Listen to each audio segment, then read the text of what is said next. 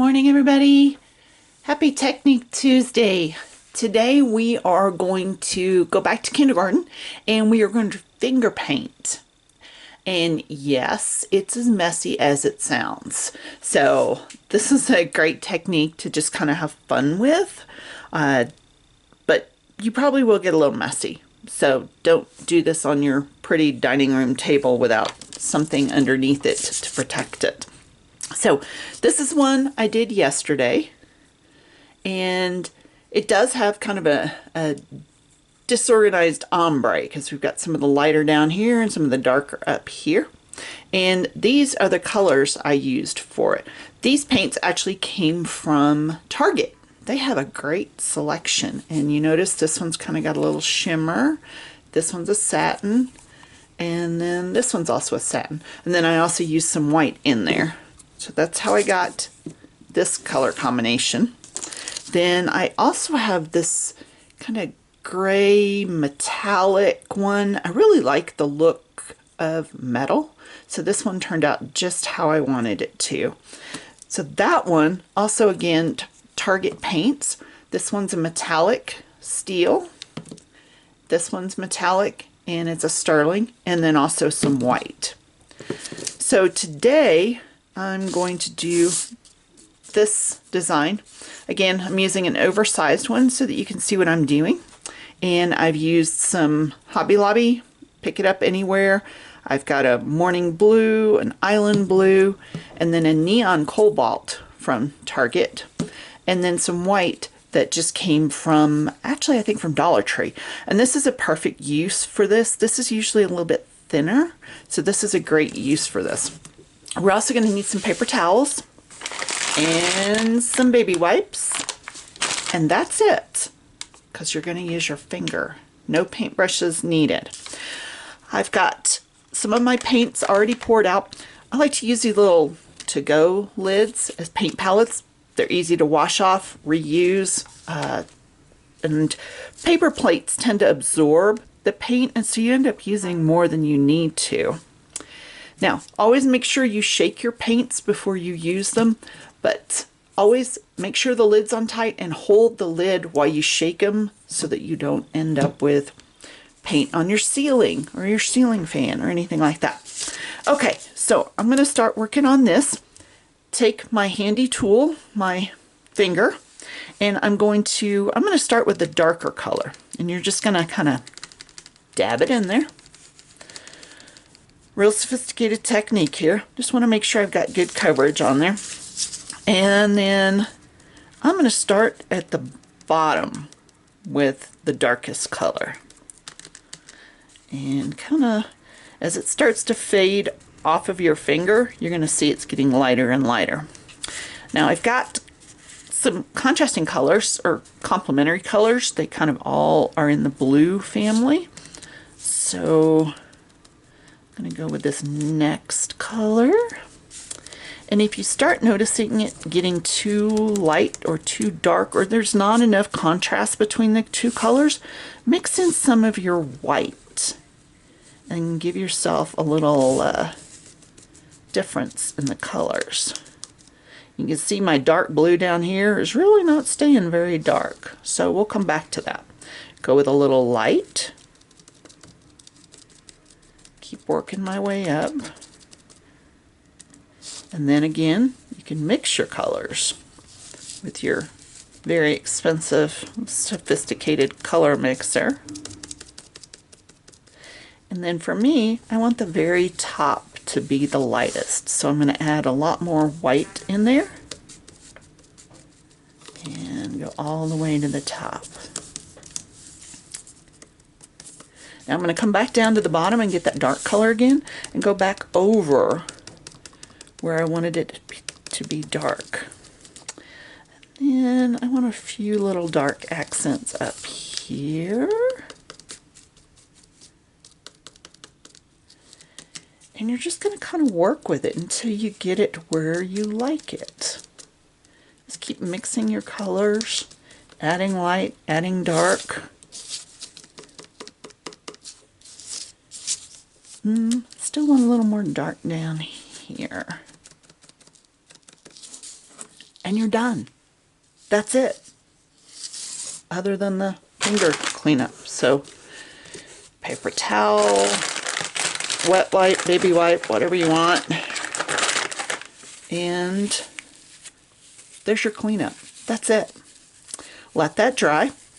Now I'm going to show you another one so that you can see how I do it when I've got two shapes that I want to have a similar pattern on them. And what I mean by that is I'm going to take these two and I'd like them to have a similar copper, kind of a patinaed copper look. So what I'm going to do is take some tape, because I don't want these wiggling around. You saw that I had that problem with this one where it wanted to kind of move around. Tape these down, just any kind of tape you want. And I've got a couple different colors here. What I'm going for is, let me show you my inspiration. It's this. So I want the copper, the blues, the greens. You can see where there's some darker colors. Sorry, you're getting a glare there. So that's my inspiration. So I want to try to find, this one's actually a turquoise green. This one's a light turquoise.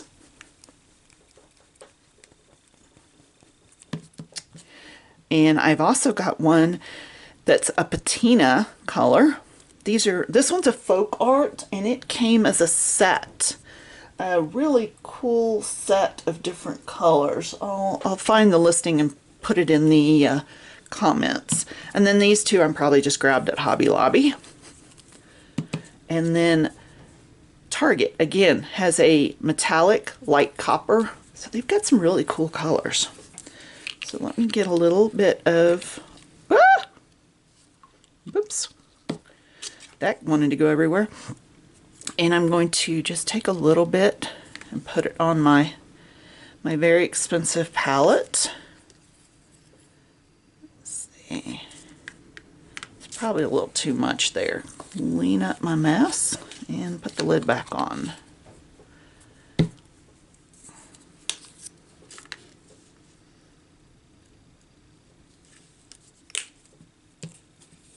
Just go through, give yourself a little dot of each. And then where you're going to have some fun. Get those out of my way. So when you have two or more items and you want them to have similar colors and similar patterns, you're going to want to do them at the same time so that you go from one all the way across to the other and back. So let's start with, I think I'm actually going to put down a base of green to start with. So I'm going to just randomly put my green on here. And this darker one was the actually was the turquoise. Okay, wipe that off. Now I'm going to take some of my lighter patina, which I think was this color. I'm going to use this other finger since this one's still a little wet.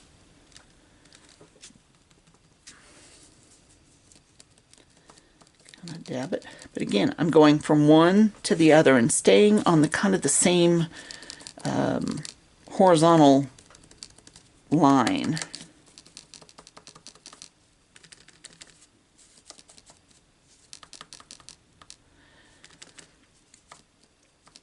They by no means have to match exactly, but you'd like them to be similar.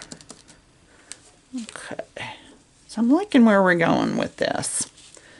I'm probably going to come back with a lighter color and use a little bit of white. So again, my fingers are wet. Just dry them off a little bit on my paper towel. And let's put in some of my light copper.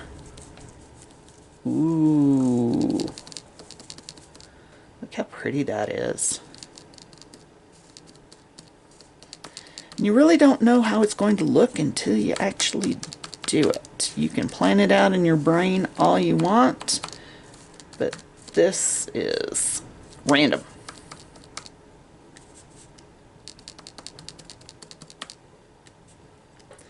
Sammy, I hope you're watching this. I got your turquoise in there. And got a little bit of that patinaed copper look going. Ooh, I like that. I do think I need a little lightness in there somewhere. So let me put a tiny dot of white. And I haven't really touched my third color, which was this one right here. I may have gotten my colors backwards. So let's try that with a little bit of light.